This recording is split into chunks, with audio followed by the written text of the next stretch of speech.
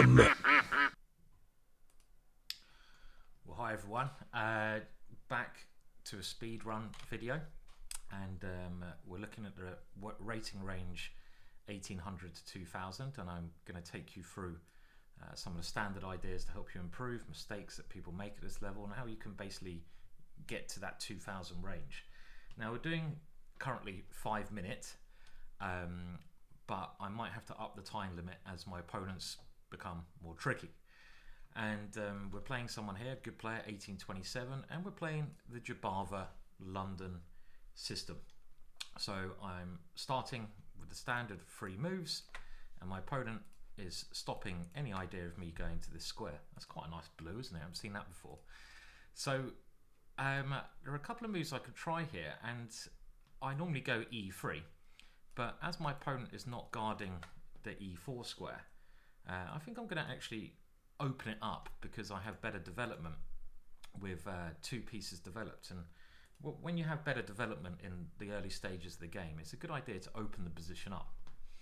Now my opponent has moved a knight here, clearly with ideas against this pawn, but I'm never sure about this move because it stops him playing this natural break. So I'm just going to develop and defend a pawn that he's attacking. So I'm not doing anything special at the moment.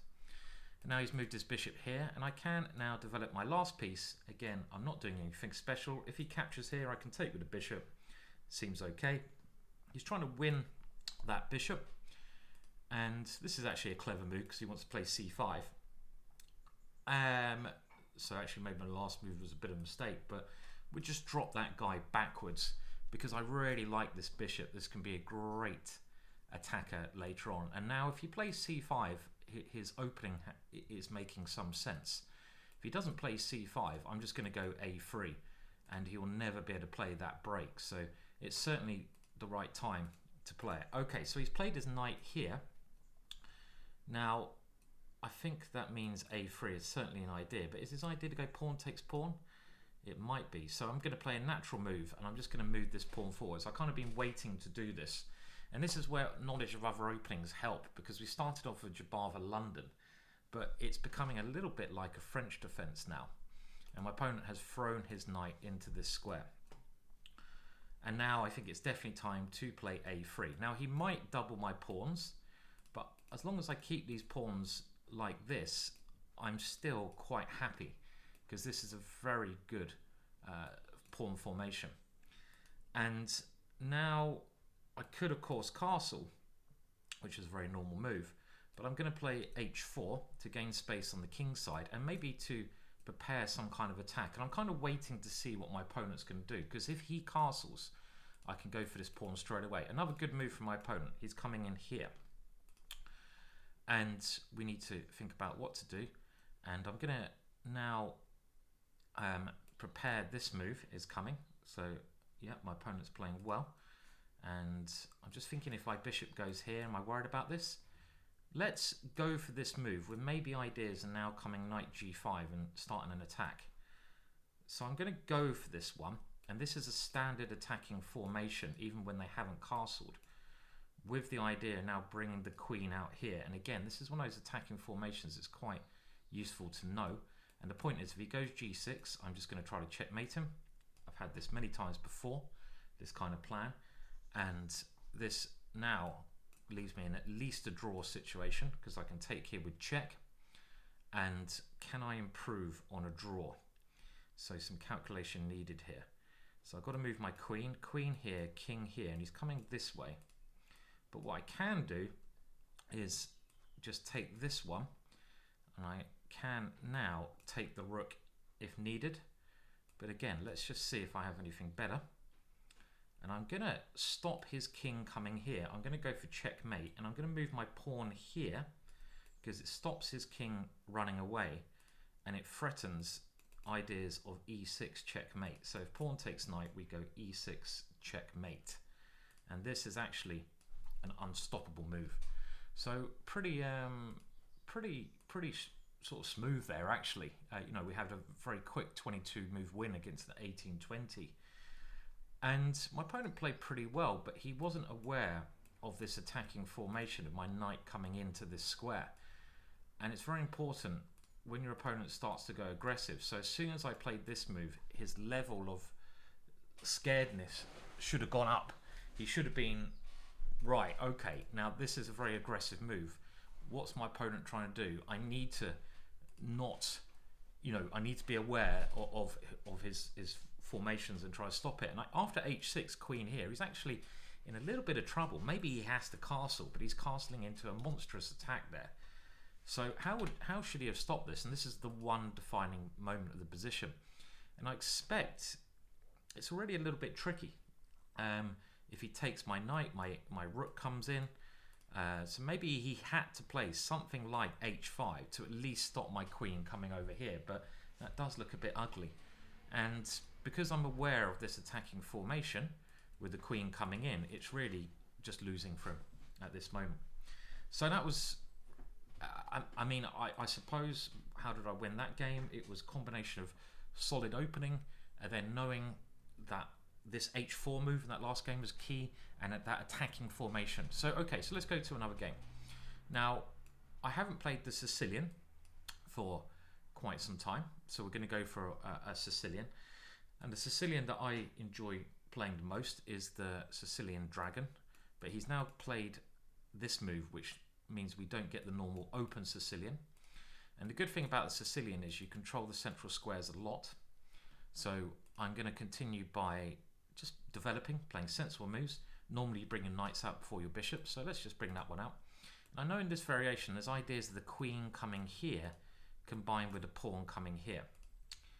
So I think I'll bring my other knight out because it does ask the question, can I take that pawn? It gives him something to think about. And he plays a move now which is very slow. That stops my bishop coming out. Now what happens if I take here?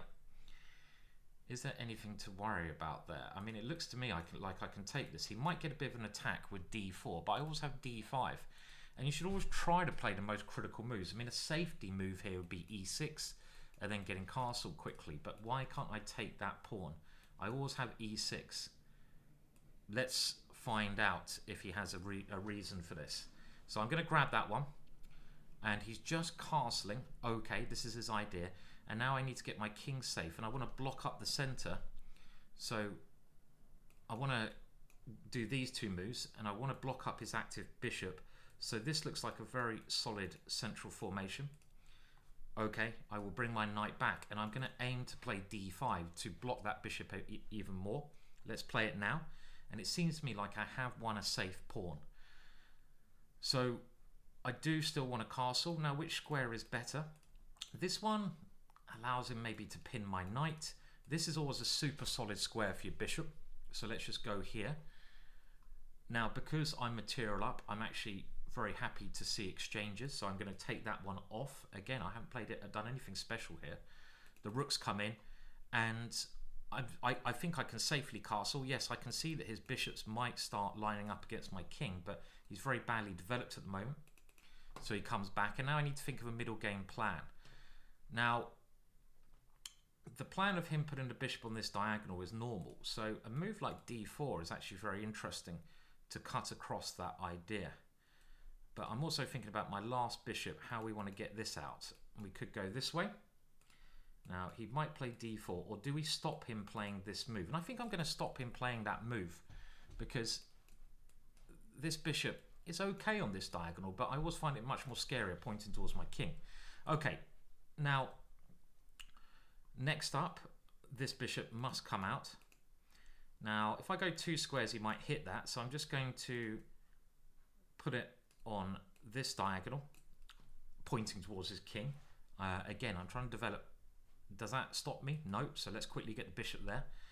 And this, look, okay, now we see why my bishop on e7 is good. Remember, I'm happy to exchange pieces. So if I move the knight, I can exchange bishops because I'm a pawn up. So I want to make exchanges.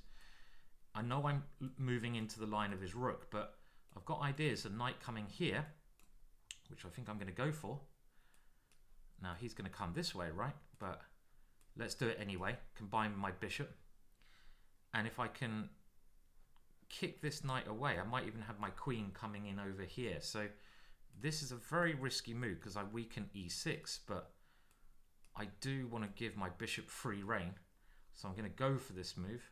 Maybe I should have played something more solid, but let's go for the most aggressive move, because if he moves his knight, I've also got this move threatening checkmate. E6 is kind of defended by my knight. My knight is a fantastic piece here, and I've just been trying to... Okay, so he comes to a sensible square. Now, can I take that pawn? And I don't see any reason why not. He doesn't have... Well, he can take there, but let's go in. Let's take it. If he takes here, I can take with my knight. He takes my bishop. Then I move out of the pin, and his king seems very weak there. I'm already one pawn up. If I get another move, I might just take this pawn on h3, or I might get my queen out of the line of the rook and try to bring my queen nearer his king. Another idea is I could just move my bishop back, because then my knight can move. Okay, so he's trying to do some complications here, but now can I bring my queen here? And if he takes there, I have a discovered check. Bishop f3, winning the queen. Does that work? Queen here. Knight takes knight, bishop f3. Looks very strong to me. Let's bring it in. And now I have 3 pieces attacking. That is the key number. Another good move in the last position would have been to pin the queen with bishop f3 immediately, but I want to bring in as many attacks as I can. So now he's decided he's got to come here. Now this is an idea. I might have some very strong attacking move here, but I'm going to just guard this pawn, but also give myself potential for a 4th piece to enter into the attack. Does this do anything? I don't think it does. There's no threats. So now we can think about moving this bishop. Do I take this one, or do we keep it on this beautiful diagonal?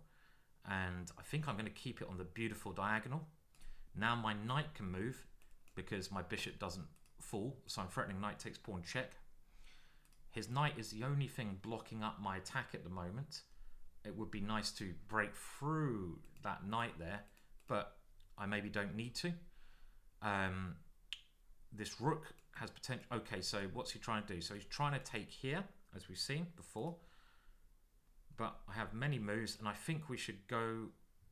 Well, actually, I mean, he's not... If I just defend this pawn, let's just defend it, because I've still got so many threats. Knight taking 2 pawns, the threat is stronger than the execution, my queen coming in, and I don't know what his next move is. I could have pulled the trigger immediately there, but he's now played quite a slow move. Now, if I take here, is there some big tactic? I've got to be careful of this pawn a bit. Take here, takes. This one looks good, but I just check. Can he take there? My king moves. It looks okay. Let's go for it, because I'm threatening lots of things. He's got to take here.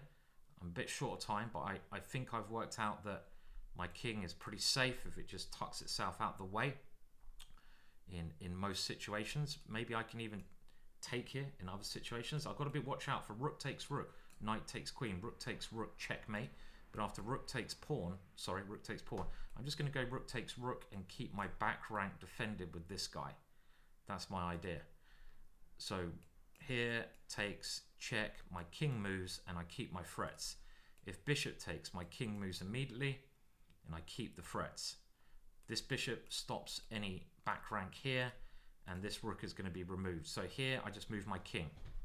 Let's keep the same threats alive. If he moves his bishop, I take here because I'm keeping this square defended. My next move will be queen takes rook, and that looks... So I had to... This is the one bit of calculation I had to do in this game. I had to make sure that I'm covered here, and that he, you know, for any little threats that are coming. And now, of course, we take here because we want to get the queens off. And now, well, the game is already won. My opponent resigns.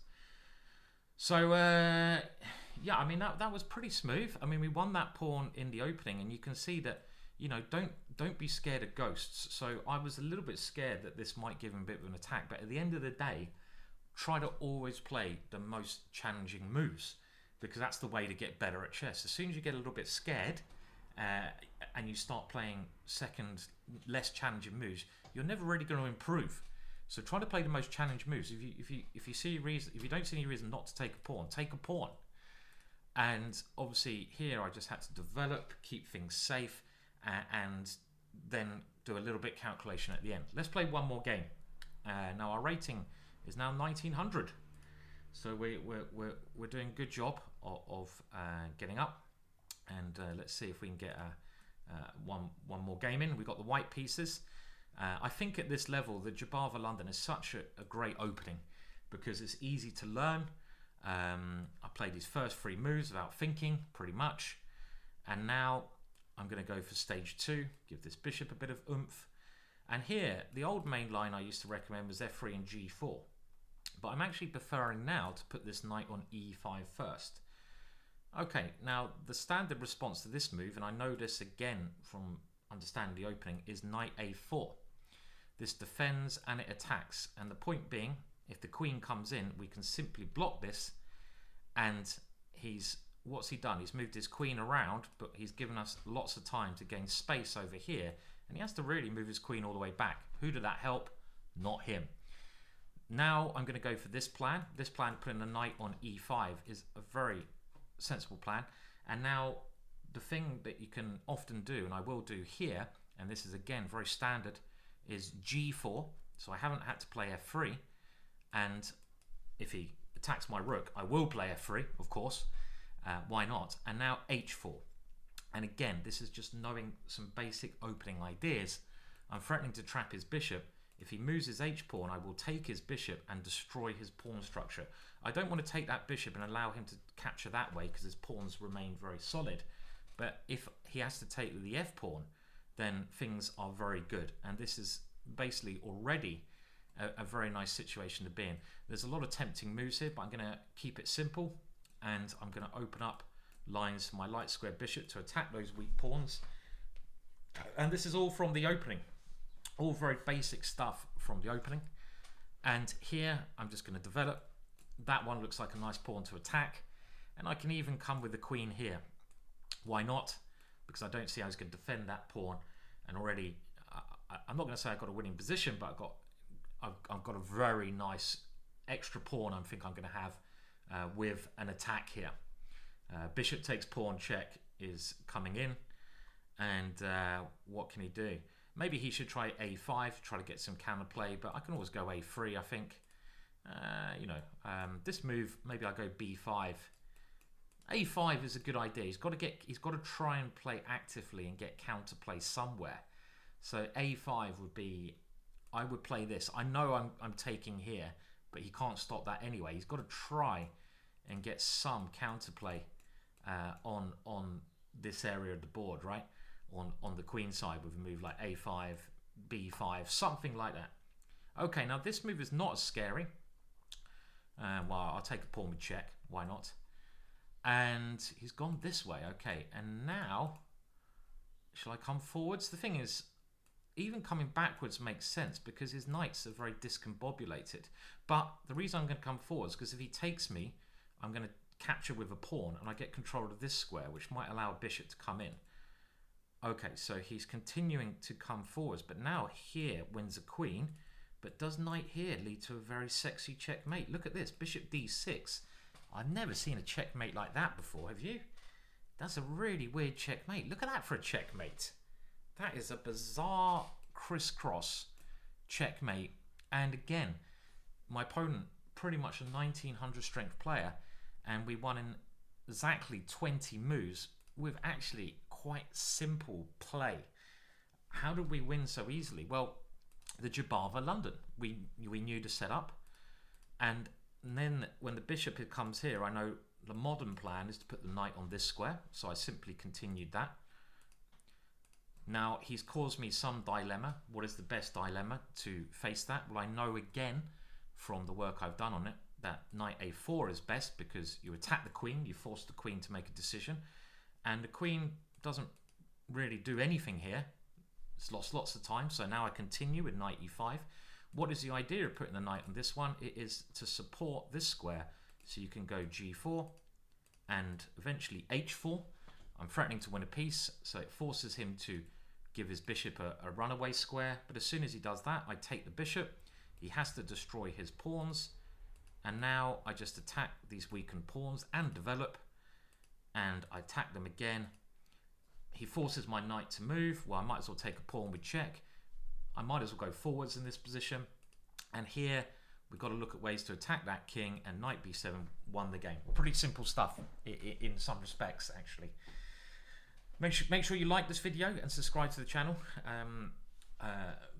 Bit busy with hectic stuff going on in life at the moment, but I'm going to try to keep the odd YouTube video coming out and hopefully, you know, keep things going.